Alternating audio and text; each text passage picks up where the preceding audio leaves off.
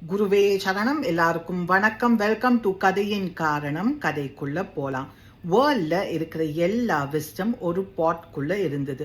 ஒரு நாளைக்கு ஒரு ஸ்பைடர் கிட்ட அந்த பாட் கிடைச்சது. எவ்ரி டே அந்த spider learned new things from the pot.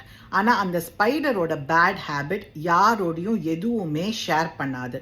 Because அந்த spider wanted to keep the wisdom to himself.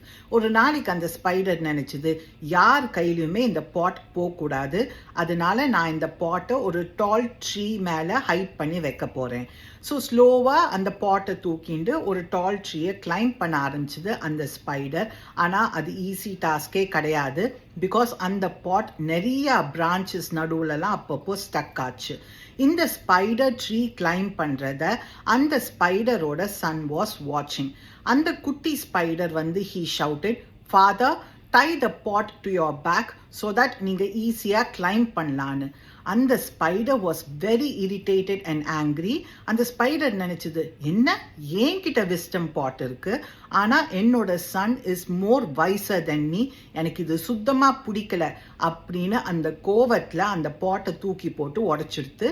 The pot was broken into millions of pieces.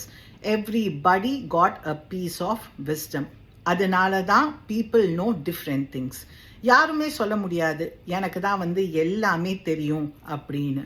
The only true wisdom is in knowing you know nothing. நீங்கள் வேற ஏதாவது இந்த ஸ்டோரியில் இந்த learn பண்ணாக்க comment பண்ணுங்க. Let's share our thoughts. Have a good day. குருவே சரணம்.